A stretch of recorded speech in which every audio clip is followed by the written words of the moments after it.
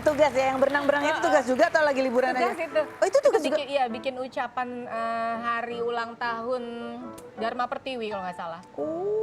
Tahun 2018. Jadi gimana sih, ini kalau mendampingi suami ya, ini kan punya peran yang berbeda ya, sebagai istri seorang tentara tuh harus apa sih sebetulnya, harus apa yang dijaga gitu? Ya mau belajar sambil berjalan, ikutin seniornya, ikuti atasannya, ikutin aja semua aturan. Nah ini kalau misalnya nih ya, sebagai artis itu kan punya dunia yang beda ya, gitu kan, udah terkenal. Nah itu masuk ke dunia yang baru, ini apa yang harus apa tuh harus kalau diperhatikan? mempertahankan keakuannya dengan dunia entertainnya yang memisahkan diri gitu ya, nggak berbaur ya bubar pasti, karena lingkungannya nggak akan semudah itu menerima.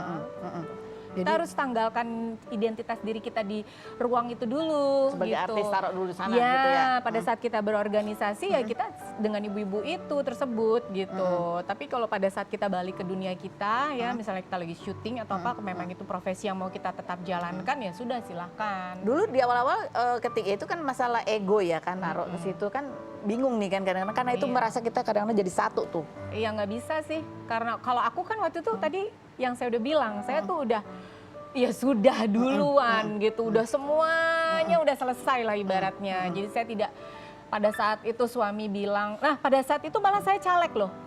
Caleg saya tuh sebetulnya dari NTB. Digugurkan karena mau menikah dengan seorang perwira tinggi.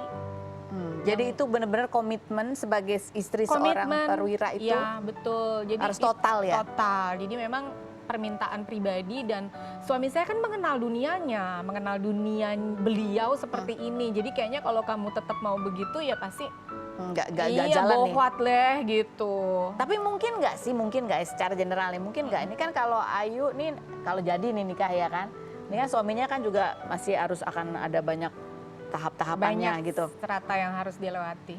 Nah itu kira-kira dia harus apa gitu supaya bisa langgeng nasihatnya dari pengetahuan. Terus apa? Karena harus ditempatin lagi kan, ditempatin ke sana ke situ. Harus ngikut. Belajarlah, harus mau ikhlas belajar. Karena di dunia ini bahkan banyak perwira ya, perwira tinggi, bahkan yang sekarang masih menengah ya, perwira menengah, perwira pertama, pama dan pamen segala macam. Kan ada seratanya dan saya hafal betul itu. Kan istrinya juga ada yang sekolah S2, S3, doktor segala macam, jadi dokter ya. Dokter kan punya tugas sendiri gitu. Persesuaian itu tidak akan semudah itu. Gitu. Jadi apapun profesinya ya. Ya. Sebetulnya nikah sama TNI Polri sih, ya sebetulnya begitu. Jadi antara pengabdian dan... Ya, jadi kadang-kadang kayak kita tuh kayak dipaksa harus kaki satu di sini, kaki di situ. Tapi disitulah tantangannya. Tantangannya di situ. Mau ngomong gimana gitu. Ya kan itu pilihan ya. Kan setiap pernikahan pasti ada tantangan-tantangannya. Harus dijalanin tuh ya. Challenge ya. Challenge. Tapi mau belajar, yang penting mau belajar.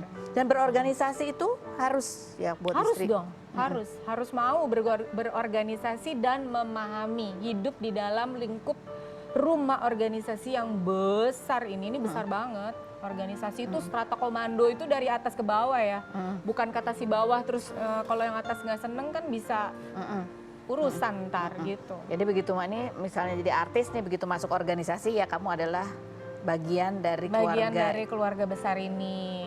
Kalau tahu cara membawa diri, tahu mau belajar ikhlas segala macam ya pasti akan terlindungi dengan baik gitu kan. Nggak mungkin lah seorang komandan itu anak ini bagus terus dia nggak angkat, itu nggak mungkin. Kalau komandan yang tahu betul kemampuan, keterampilan, profesionalisme anak buahnya ini memang harus diangkat, pasti diangkat gitu. Jadi harus membaur ya. Ya.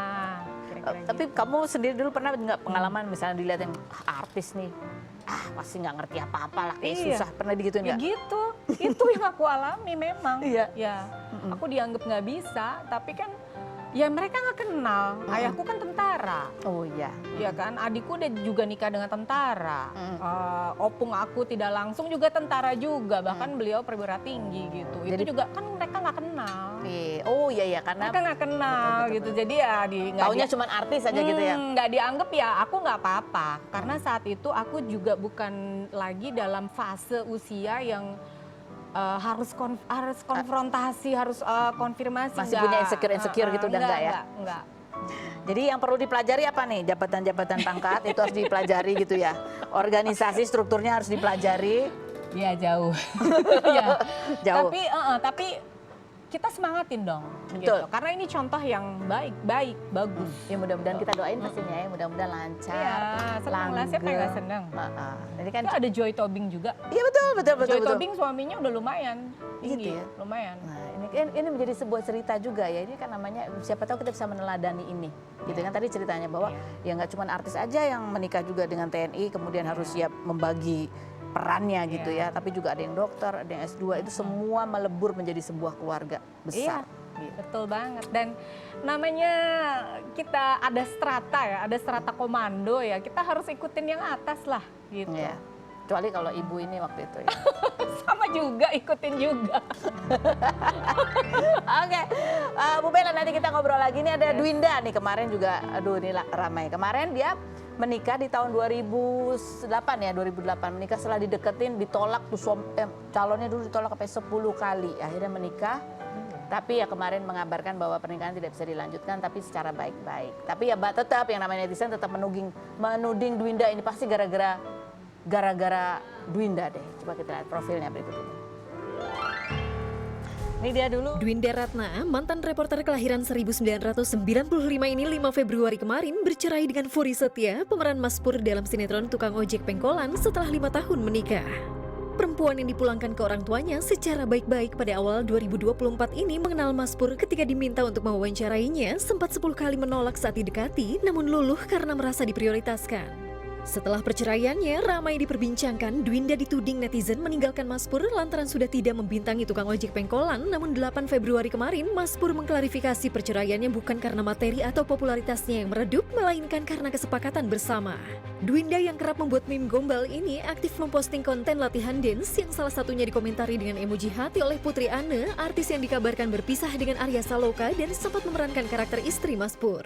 Apa yang menyebabkan Dwinda Ratna bercerai? Dan benarkah ia latihan dance sebagai pelarian karena galau akibat bercerai? Saksikan kisah selengkapnya hanya di Rumpi No Secret. Oke, kita sudah bersama dengan Dwinda. Ini kemarin Dwinda dan suaminya ya. Panggilannya siapa? Mas Puri. Ya, Mas Pur. Mas Pur ini mengabarkan bahwa pernikahan mereka sudah tidak bisa dipertahankan lagi. Padahal tahun berapa kita undang lagi ke sini ya? 2020, 2021 ya. 2 tahun yang lalu ya? 2 tahun yang lalu kayak masih so sweet, Ya, mesra-mesra. Selalu so sweet. Hah? Selalu so sweet. Selalu so sweet. Tahun lalu masih so sweet. Tahun lalu ya kita berusaha baik-baik aja.